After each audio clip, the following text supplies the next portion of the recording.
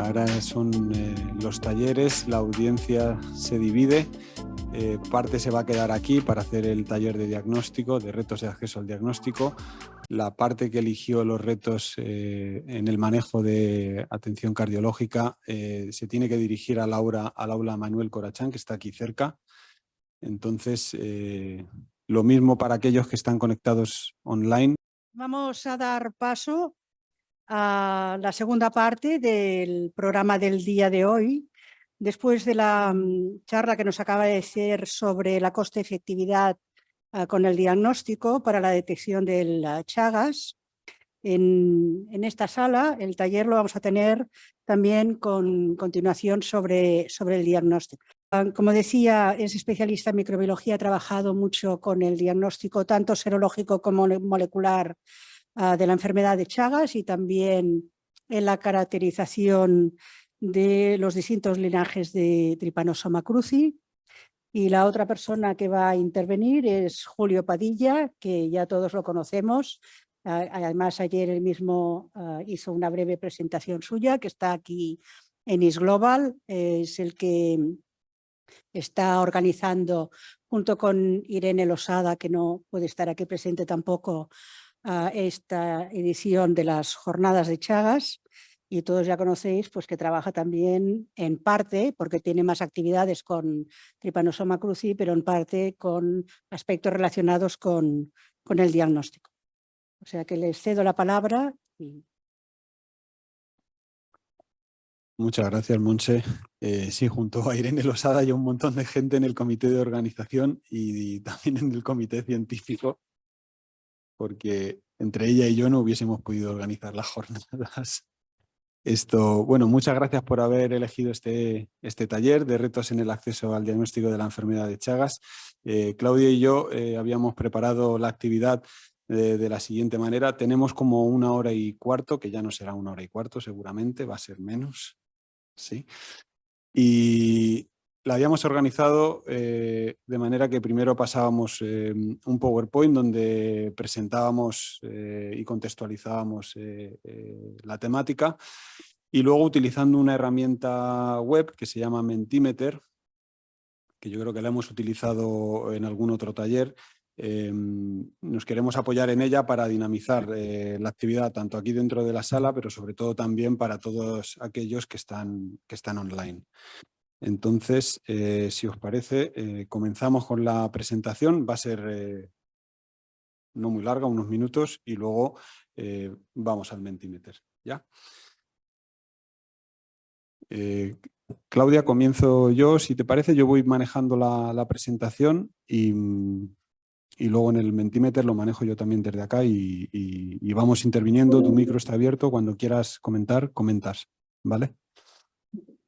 Bueno, a modo de introducción, en esta diapositiva,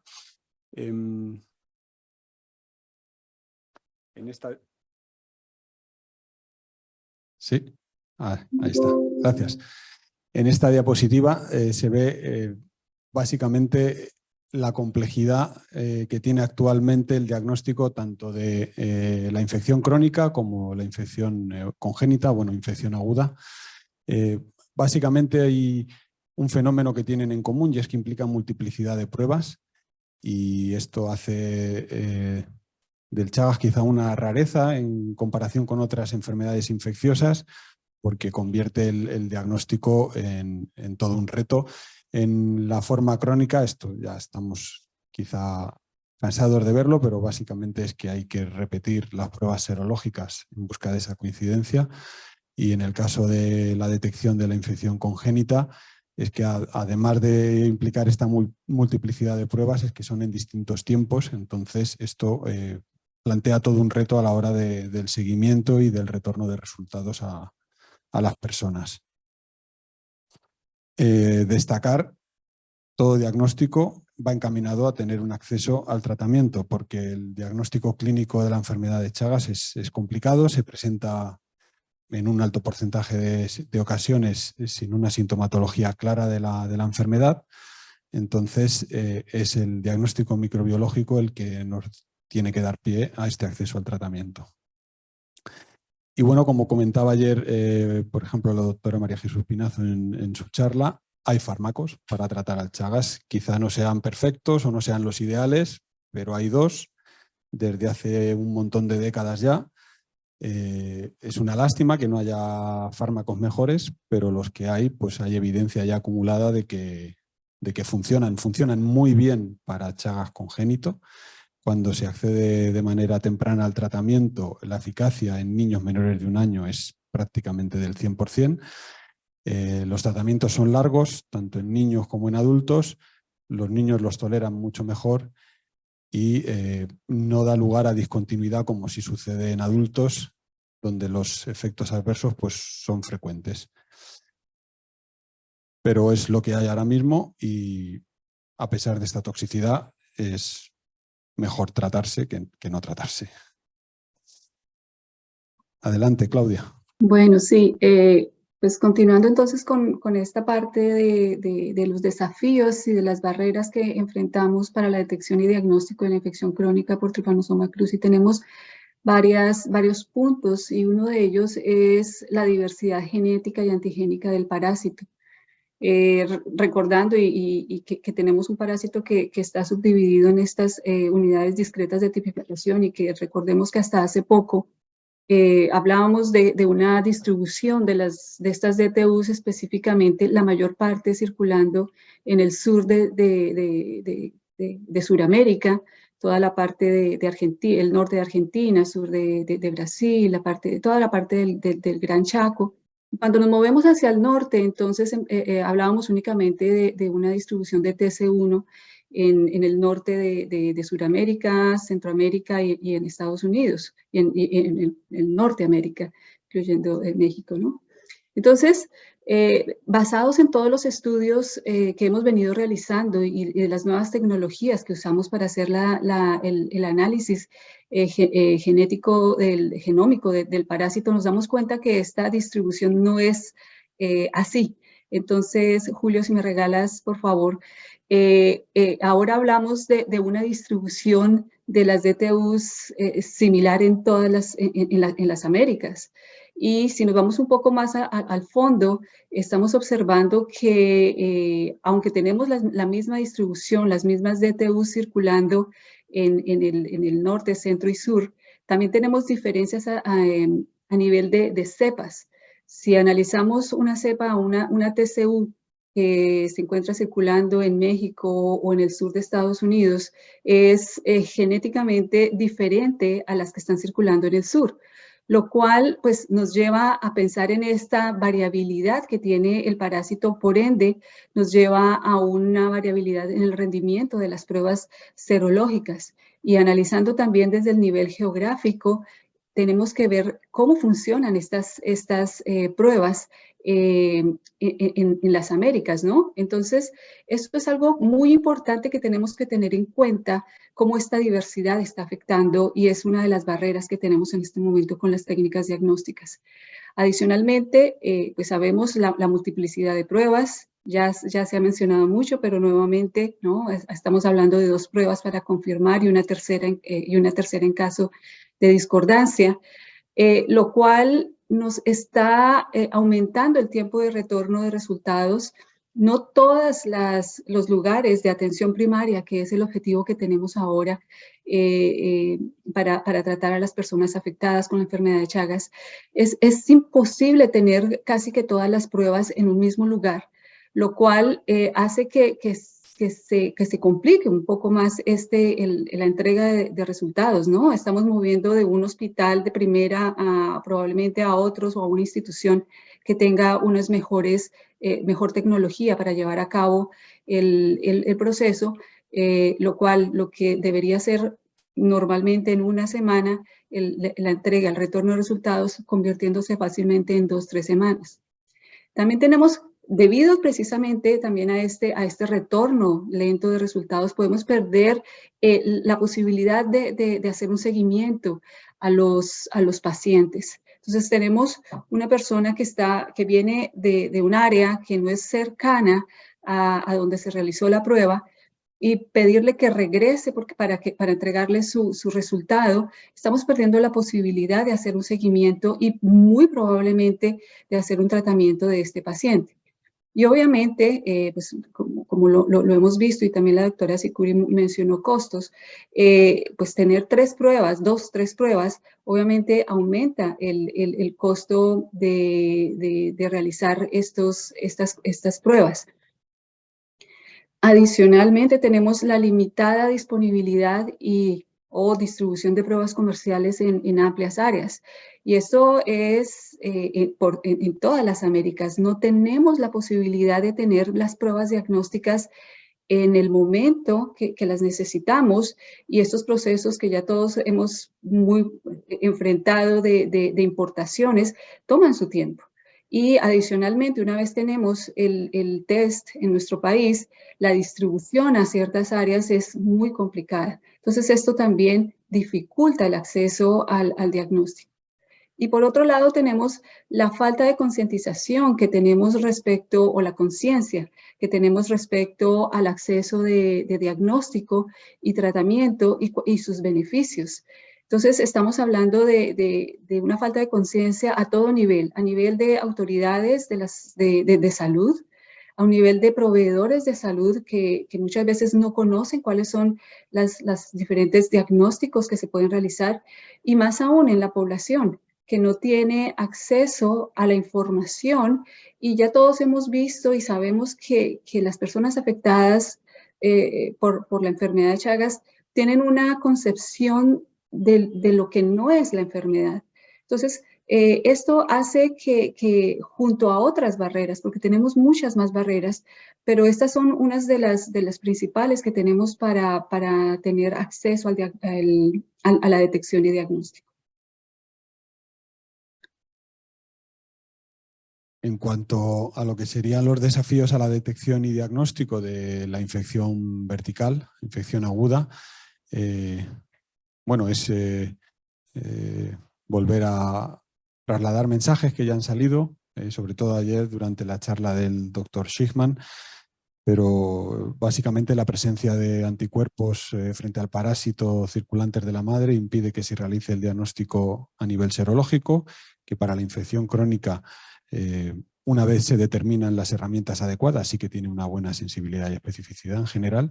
Entonces acaban necesitándose, o la práctica es utilizar metodologías basadas en microscopía, que son subóptimas y suelen ser generalmente operadora dependientes. Para cuando se puede realizar el estudio serológico en los niños nacidos de madres diagnosticadas con la infección, que es preferiblemente a partir de los 9 meses de edad, cuando ya esta presencia de anticuerpos de la madre ha decaído, lo que sucede muchísimas veces es que se ha perdido esa posibilidad porque no acuden a la consulta de seguimiento y hay unas pérdidas muy elevadas en este diagnóstico. Como se ve, estas dos imágenes han salido también previamente. La de abajo también estaba ayer en una de las comunicaciones orales. El diagnóstico molecular, que sí que se usa de manera frecuente, por ejemplo, en el protocolo de cribado aquí en Cataluña, con una PCR al mes de edad, ofrece una sensibilidad muy alta y una muy buena especificidad, pero fundamentalmente por un tema de costos no se encuentra ampliamente implementado en los países más afectados por la enfermedad. Bueno, y pues con todo esto enfrentamos el problema de que estamos corriendo en un círculo que es un círculo vicioso que casi que no podemos salir de él, llevando al infra o subdiagnóstico de la enfermedad. Tenemos unas tasas muy bajas para el acceso al tratamiento. Menos del 1% de la población que necesita el tratamiento tiene acceso a este.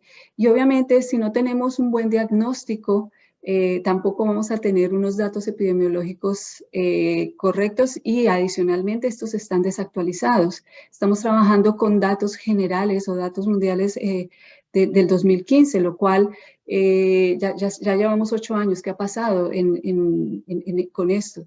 El año pasado veíamos para el Día Mundial de Chagas, una de las preguntas es ¿en dónde estamos en este momento? Entonces, estamos desactualizados a este nivel. Entonces, necesitamos una concientización nuevamente como mencionaba anteriormente, de autoridades, y esto pues es economía de la salud. Las personas encargadas de realizar las guías obviamente necesitan conocer y necesitan tener una conciencia de lo que es el Chagas. Y profesionales capacitados, necesitamos capacitar a nuestros médicos, a todas las personas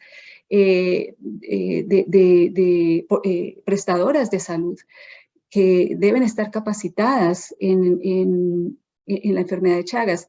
Es un reto que tenemos es tratar de tener dentro de nuestras currículum que Chagas no sea solamente 15 minutos en una clase de parasitología, sino que realmente sea parte de una formación de las personas prestadoras de servicio de salud.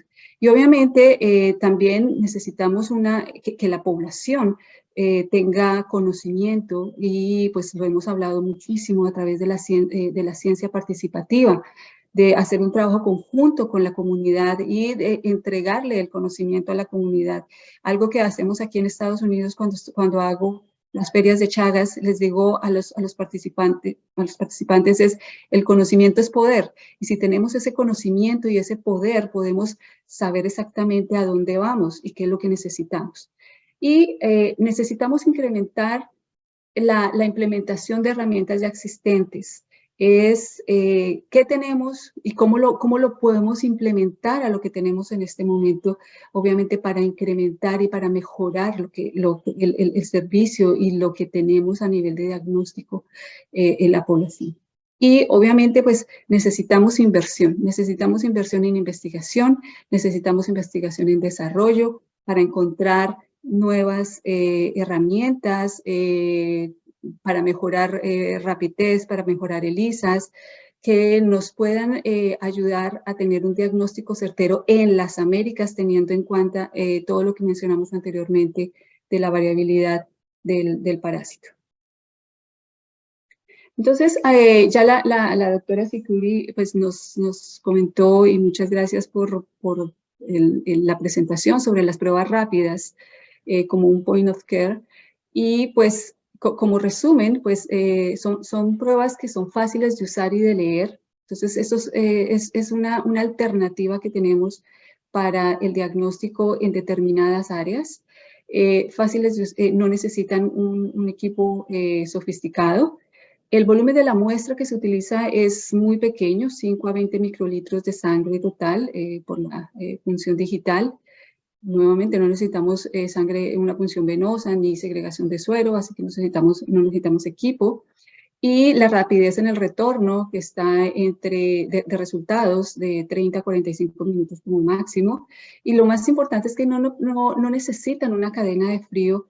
Estamos pensando en que tenemos que mover diagnósticos a algunas áreas que están muy, muy lejanas y que estas personas no tienen acceso fácil al diagnóstico. Somos nosotros los que nos tenemos que mover y tenemos que mover estos rapid test y pues lo más fácil es que no se necesita esta cadena. Aquí estamos mostrando entonces algunas evidencias de cómo estas pruebas realmente, y ya lo habló la doctora Sicuri, son efectivas con alta sensibilidad y especificidad, pero importante es que estas son prometedoras y una sensibilidad alta, pero comparado con pruebas serológicas convencionales, pero en algunas regiones estamos hablando que tienen muy buen performance en el área del Chaco boliviano. Pero nuevamente tenemos limitaciones en el uso y otra vez la variabilidad geográfica de las cepas circulantes. Ya también hicieron esas preguntas sobre la prevalencia de la infección en determinadas poblaciones y la posible reactividad cruzada con otros patógenos. Entonces, diferentes estudios realizados por la doctora Karin y colaboradores en donde trabajaron con muestras de Bolivia, en donde la sensibilidad y la especificidad son altísimas de las pruebas rápidas, pero si nos movemos a muestras de pacientes peruanos, la sensibilidad se reduce muchísimo, estamos hablando del 30% de sensibilidad. Lo mismo en un estudio realizado en Washington por la doctora Castro, en donde cuando se trabaja con una población mixta de migrantes, también se baja la sensibilidad y el performance de las pruebas rápidas. Entonces, estos son límites que tenemos en el uso de estas pruebas que tenemos que sobrepasar y estudiar un poco más.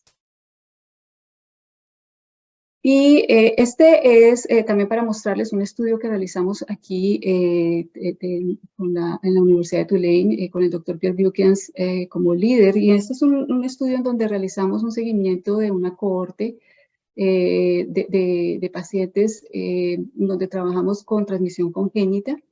Y estas muestras, estos pacientes provenientes de Argentina, Honduras y México, una característica que tenían estas pruebas, estas pacientes, era que tenían una prueba rápida, reactiva y una PCR positiva para Trypanosoma cruzi. Y si ustedes se dan cuenta, la sensibilidad de la prueba varió significativamente entre los países. Fue muy alta en Argentina y más baja en México. Y nos preguntamos en este momento si esta diferencia o esta variabilidad en el performance estaba atribuido a la carga parasitaria que las muestras podrían tener. Hicimos una evaluación de la qPCR, ¿sí? Con la hipótesis de que la parasitemia podía ser causa de las diferencias, pero como ustedes se dan cuenta, encontramos una distribución similar en los países.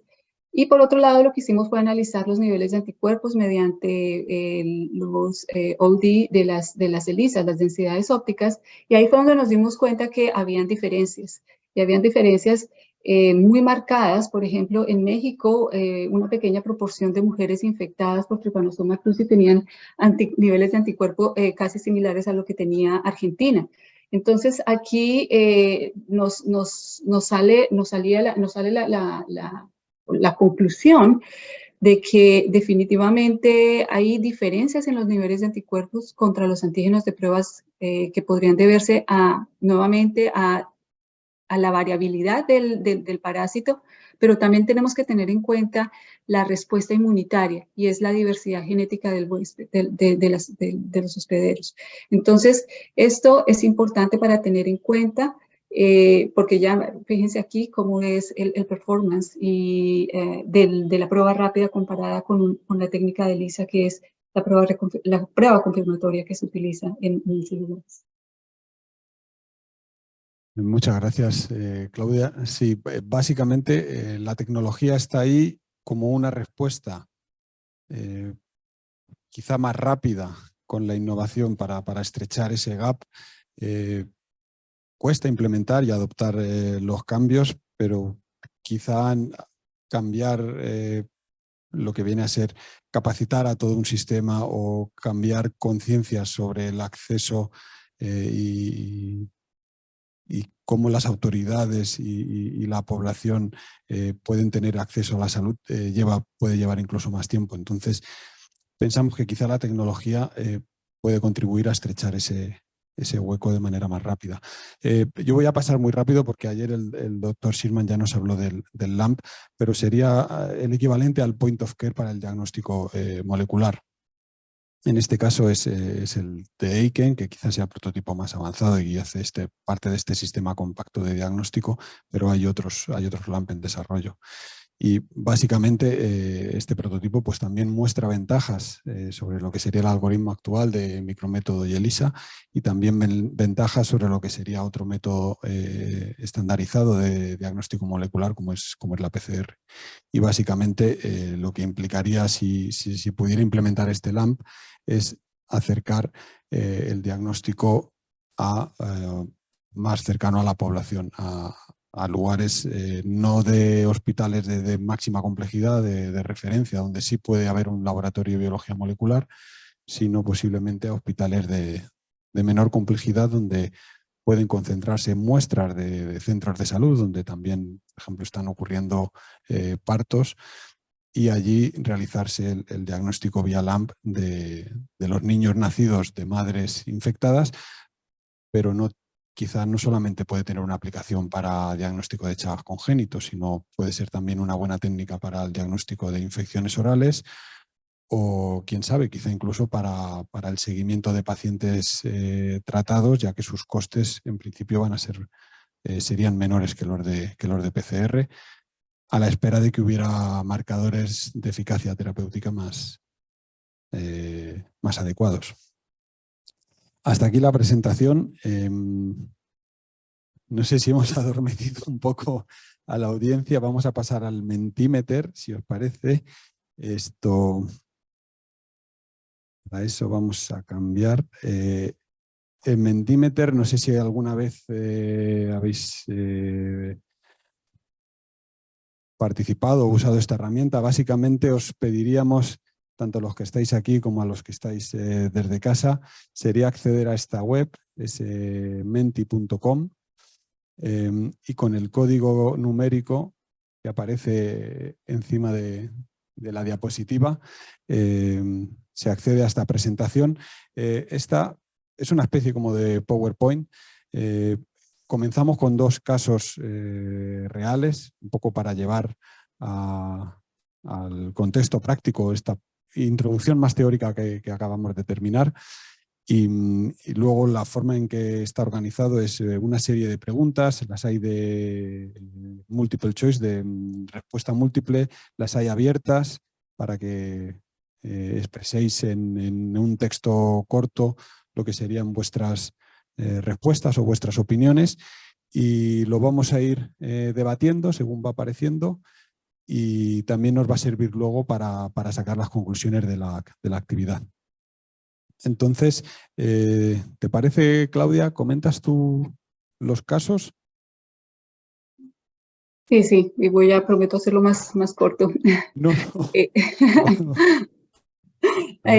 Sí, tenemos 2 casos y el primero es de diagnóstico de infección en una zona endémica. Este es un caso que se presentó en México, que fue una mujer que fue a algo totalmente no Chagas, que quería donar células madre, pero dentro de la rutina estaba hacer la prueba, el tamizaje para Chagas, y su prueba salió positiva.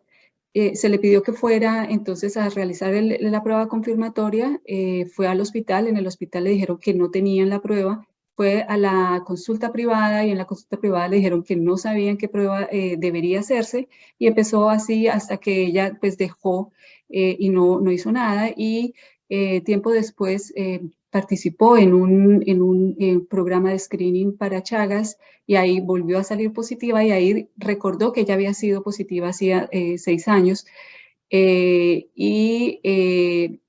lo cual ¿no? nunca recibió su confirmación, nunca recibió seguimiento, mostrando pues de cómo el diagnóstico, si no se realiza en el momento, no podemos perder a los pacientes.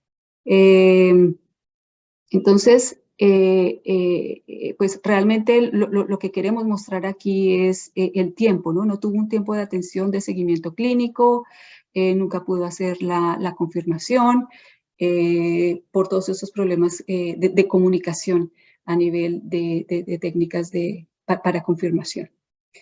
El segundo caso es un caso de aquí, específicamente fue aquí en Luisiana. Es un hombre de 40 años de origen salvadoreño que viene, que había sido diagnosticado con una falla cardíaca y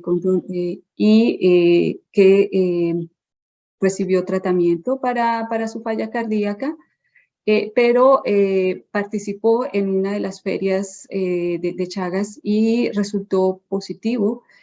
Se le preguntó si cuando se le había hecho su prueba de cardiopatía, si el cardiólogo le había dicho que tenía Chagas. En ningún momento se le dijo, el médico no simplemente trató la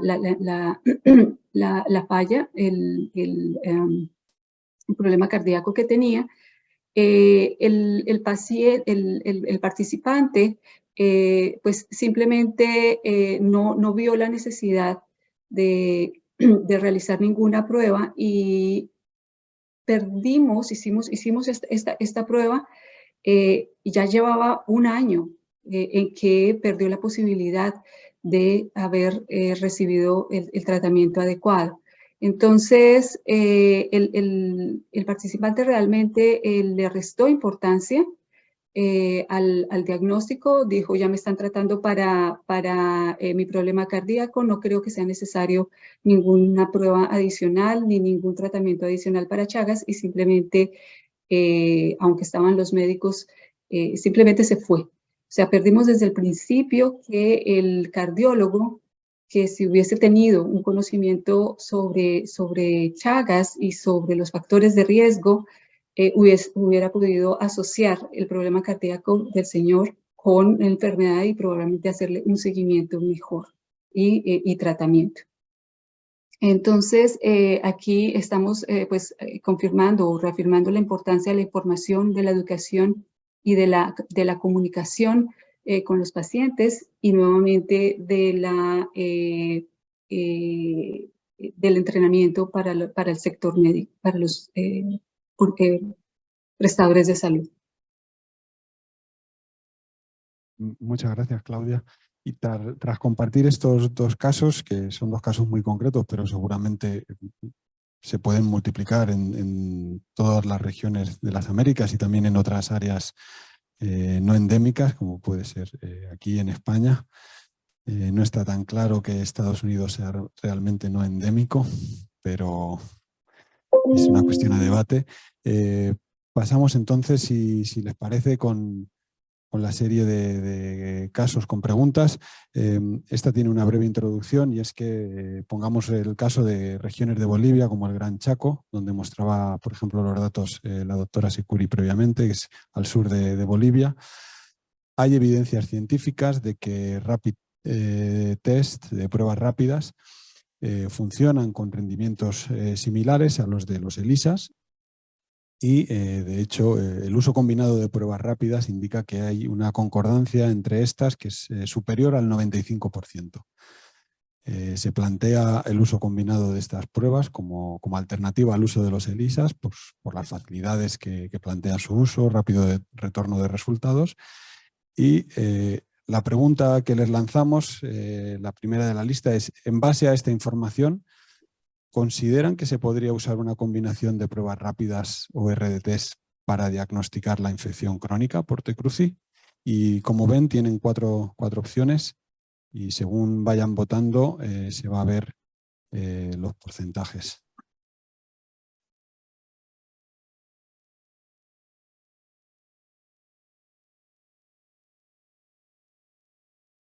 Dejamos, si les parece, un tiempo.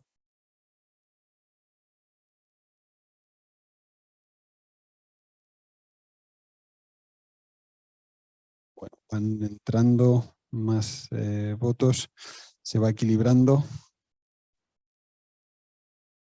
La opción A es totalmente de acuerdo en este uso combinado, la B es parcialmente de acuerdo, la C parcialmente en desacuerdo, que no ha recibido ningún voto, o la D, que sería totalmente en desacuerdo a este uso de pruebas rápidas.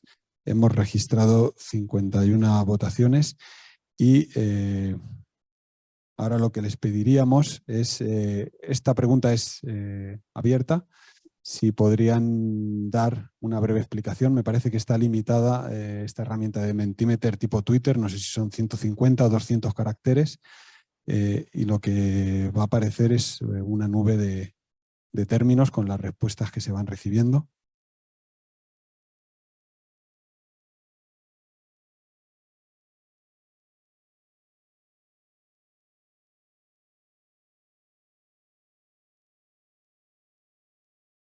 No sé si tú estás votando, Claudia. No. No, yo tampoco.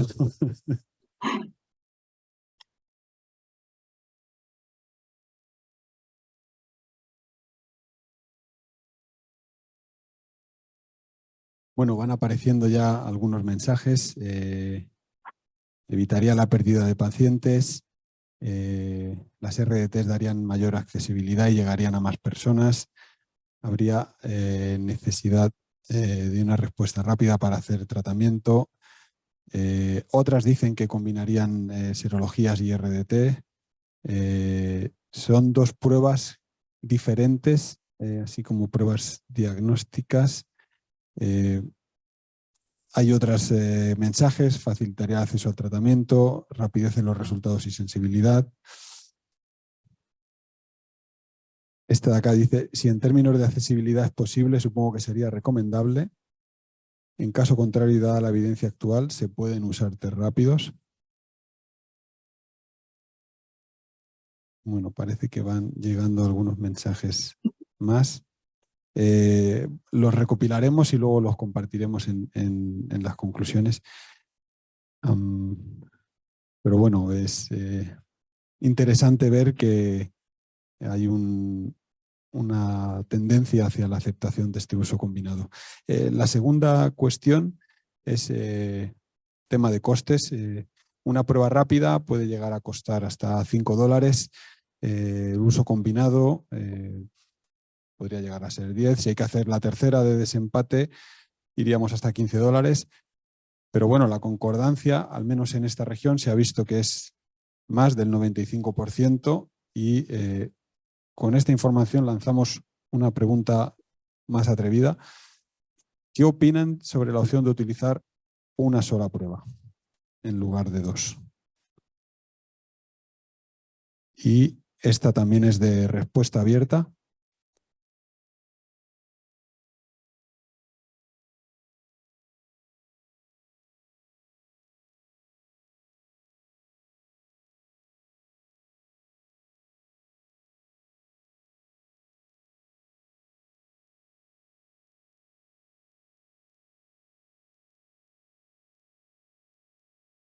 Bueno, es mejor que nada, no sería correcto.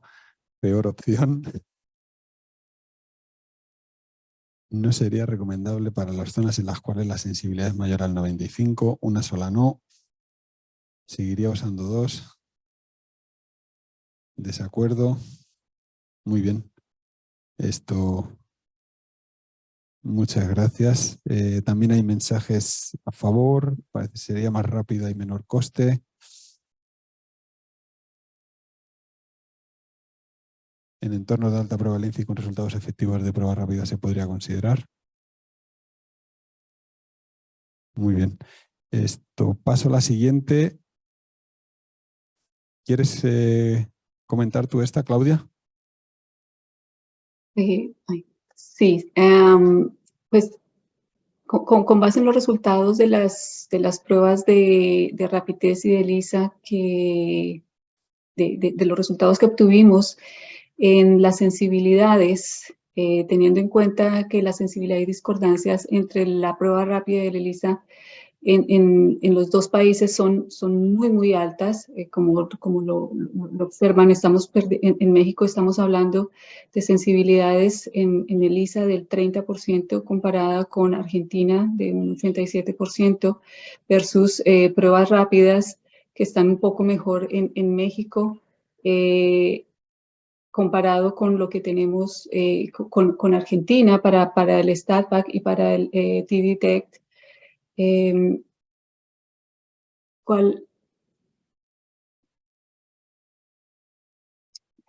Tenemos entonces, la pregunta es, si observando estas diferencias, ¿qué tipo de diagnóstico serológico consideran ustedes sería aconsejable realizar en Honduras y México? No Argentina, sino tengan en cuenta solo Honduras y México. Entonces, no alcanzo a ver muy bien, Julio, discúlpame, no veo las preguntas. Sí, hay 4 opciones de respuesta. La A sería, claro, como ninguna de las pruebas diagnósticas rinde sensibilidades mayores al 90, no hacer ninguna. La B dice que como en base a los resultados las RDTs funcionan mejor, usaría RDTs. La C desarrollaría pruebas diagnósticas, ya fueran ELISAs o RDTs, que estuvieran basadas en la composición antigénica de parásitos específicos de esas regiones. y la D, todas menos la respuesta A son correctas.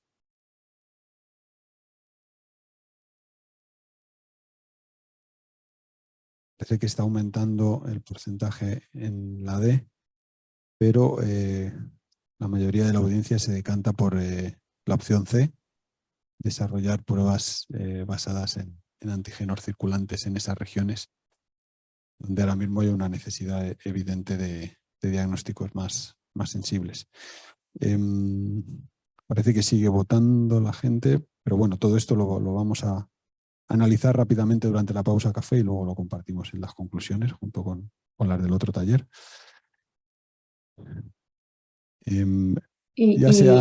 Sí, adelante, Claudia. Bueno, sí, pues un poco basados también en las respuestas anteriores, ¿sería posible entonces desarrollar una prueba serológica pandiagnóstica para uso en todas las regiones? Esa es una de las preguntas. ¿Y cómo se podría entonces desarrollar esta prueba y si sería fácil su uso? Si nos pueden regalar caracteres, 200, pues sí. estamos pidiendo una idea para pedir un proyecto. Eso estaba pensando. De hecho, eso es parte de mi proyecto.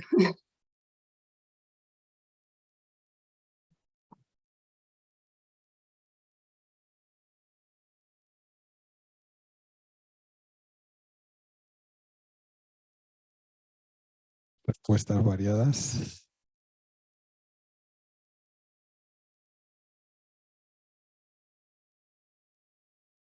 Tecnología recombinante, parece que es las respuestas que más se repiten. El quizás está muy bien. Complicado, sí, complicado será seguramente. Muy bien. No sé si dejamos un poco de tiempo más que se acumulen respuestas.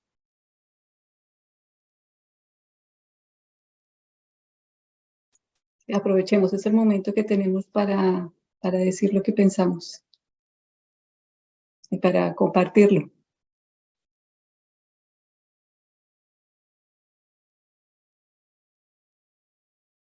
¿Nosotros? ¿Te refieres, Claudia? O... No, los participantes, las personas.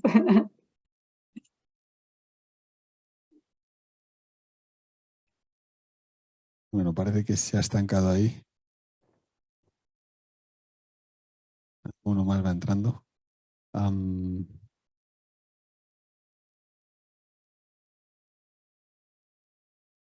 Yo no sé si pasamos ya. ¿Hay alguno más? Sigo viendo. Sí, porque creo que si pasamos cambia la diapositiva para todo el mundo. Bueno. Vamos con otro caso, una pregunta, la número 4. Ahora cambiamos hacia Chagas congénito. Este es un caso de una madre diagnosticada positiva a la infección por T. cruzi en su tercer embarazo. Y entonces al momento del parto se le hace al bebé una prueba parasitológica microscópica, micrométodo, en sangre periférica y el resultado es negativo.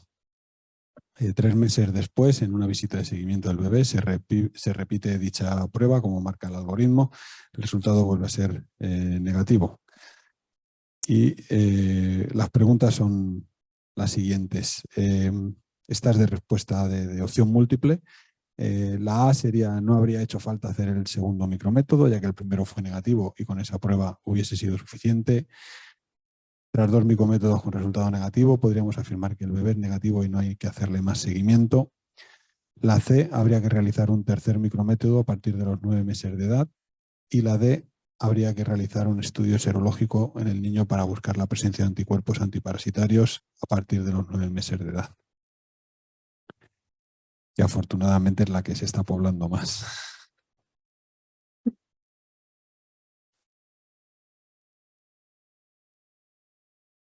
Vale, creo que estamos en torno a unas 50 personas de audiencia.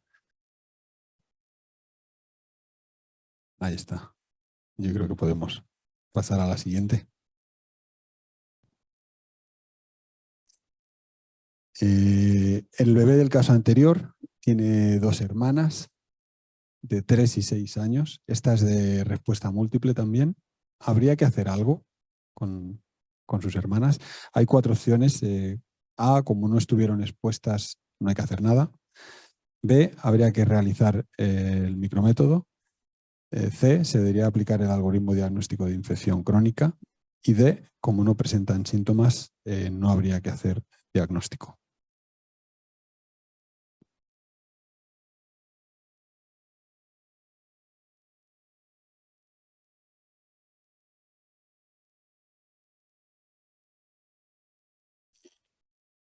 Muy bien, parece que es la C la que más respuestas recibe.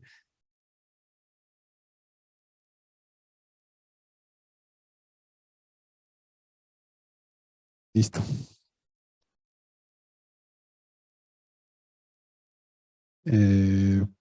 Por último, creo que esta es la última.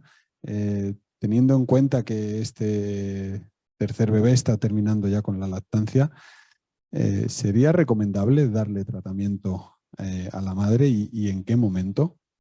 Y esta es de respuesta abierta y nos gustaría también saber cuál es la opinión, cómo continuar con este caso.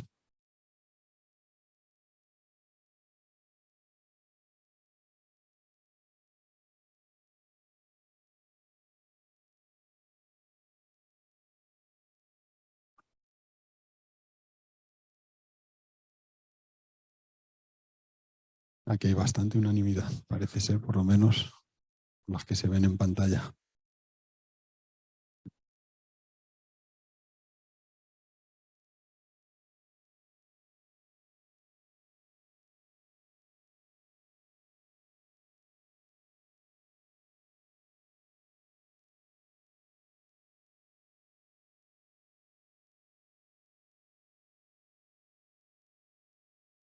Bueno, esto creo que esta era la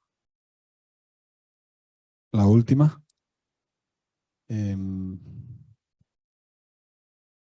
Claudia, ¿te parece si lo dejamos aquí y hacemos el wrap-up con los mensajes y con las votaciones y nubes de argumentos que hemos recibido en Mentimeter para luego comentarlas junto con el otro taller?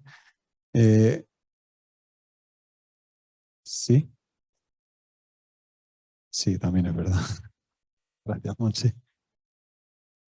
Y antes de finalizar, Julio tiene muchas ganas, pero si alguien tiene así alguna pregunta rápida.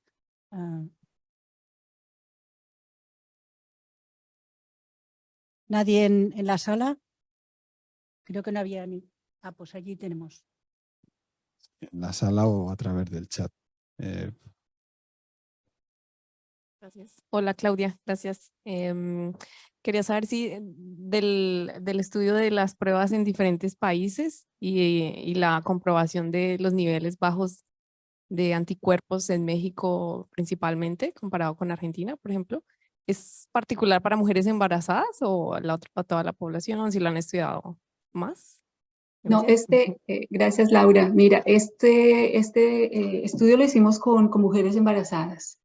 Entonces, es algo que tenemos que hacer también con el total de la población, pero si recordamos, las mujeres embarazadas son como la muestra general de la población. Entonces, estamos un poco pues lanzando de que este sería más o menos el panorama que tenemos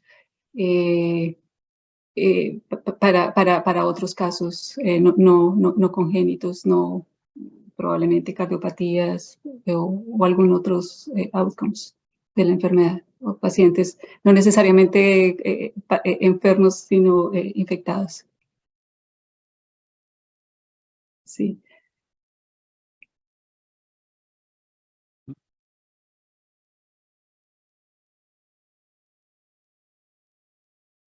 A mí me llama la atención que las inmunocromatografías o las pruebas de diagnóstico rápido en México tengan mayor sensibilidad que el ELISA.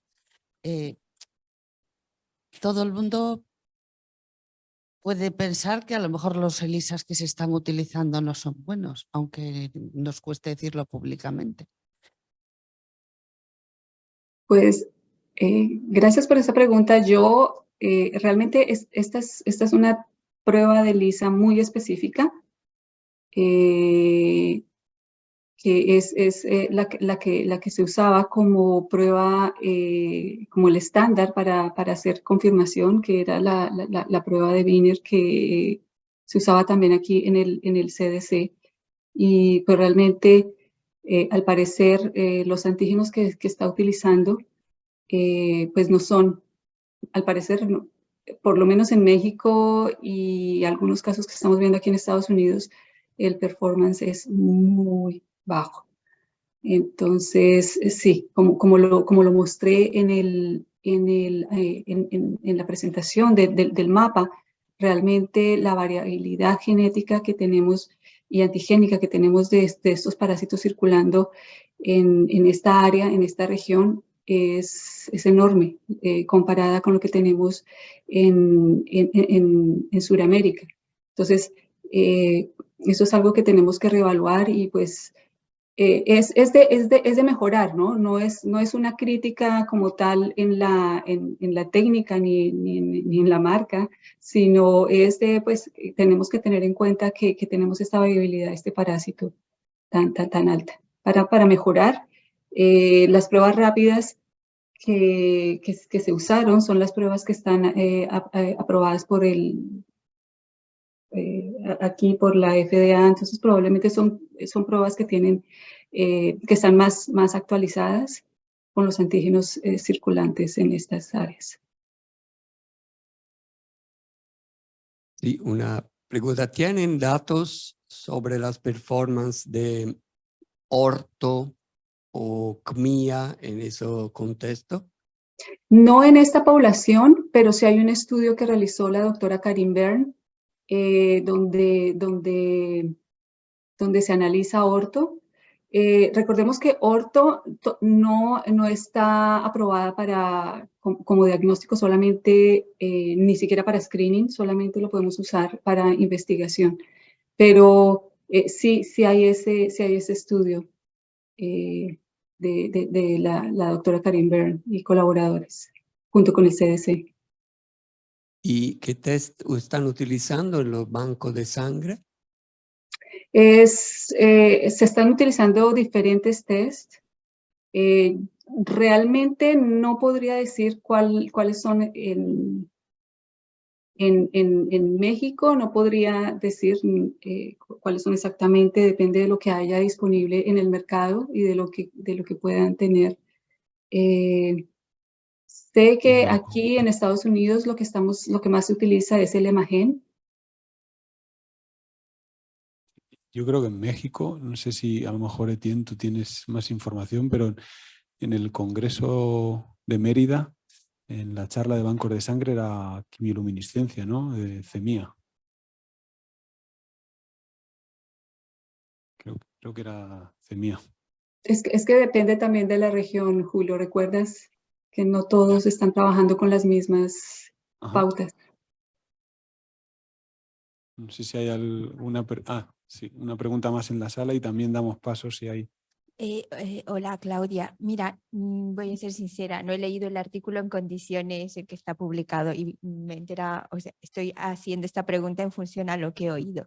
Como son embarazadas, para mí siempre me llama la atención que digan que hay tanta discordancia con la variabilidad genética de T-Cruci1 y T-Cruci5, porque yo en Madrid que trabajamos vemos mucha reactividad cruzada con Leishmania, con lo cual para mí T-Cruci1 y T-Cruci5 son pues sí, lejanos en cuanto a variabilidad genética dentro de T-Cruci, pero muchísimo más cercano que lo que es T-Cruci con Leishmania, con lo cual esto que siempre se postula en México me ha llamado la atención. Soy boliviana y en Bolivia circula T-Cruci1 y T-Cruci5 y se puede detectar y se usan las técnicas como han visto, pues las pruebas rápidas y los ELISAs con una concordancia bastante buena, muy cercana o por encima del 95%.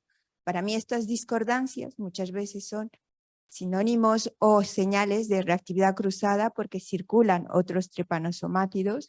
Y, por ejemplo, ayer Etienne nos comentaba, ¿no?, que a lo mejor con los estudios de secuenciación masiva se podría ver si hay más trepanosomátidos o diferentes a T. cruzi que están circulando y que podrían generar esa baja respuesta inmunhumoral frente a ciertos antígenos, ¿no? Pero por otro lado, si son embarazadas, para mí una manera fácil de poder saber si eso tiene impacto es poder seguir a los niños y ver, porque si hay parásitos circulando, primero la PCR los tiene que detectar con mucha más facilidad porque probablemente sea periodo de ventana, ¿no? Y otra manera de saber qué significa esto es mirar en los niños. Esos niños que nacen de estas mujeres que tienen anticuerpos solamente en estas pruebas rápidas, alguno nace con infección congénita, tiene el mismo nivel de anticuerpos, ¿se ha hecho ese tipo de estudios? No hemos hecho nosotros ese estudio. Este es como el preliminar. La idea es un poco sí hacer poder hacer esos seguimientos. No sé si Alejandro, el grupo del Dr. Schickman, ha realizado este estudio. Creo que en Argentina están realizando estos seguimientos a niños. Pero de nuestra parte no, te diría que no. Y te comento adicionalmente, y con lo que mencionaba Etienne, desafortunadamente no pude estar en su presentación, pero hablando de las DTUs, cuando hacemos todos estos análisis genómicos, realmente ya no hablamos de una DTU, sino hablamos de diferentes haplotipos, que son los que están asociados con probablemente las infecciones y las diferencias que estamos observando a nivel de la respuesta inmune. Entonces, casi que nos vamos un poquito a hilar un poquito más delgado con este parásito y que casi que las DTUs, que Trypanosoma cruzi comparado con Leishmania, casi que las DTUs son tan diferentes que casi cuando uno hace las clasificaciones se abren tan diferente que son casi diferentes especies. Casi como Leishmania.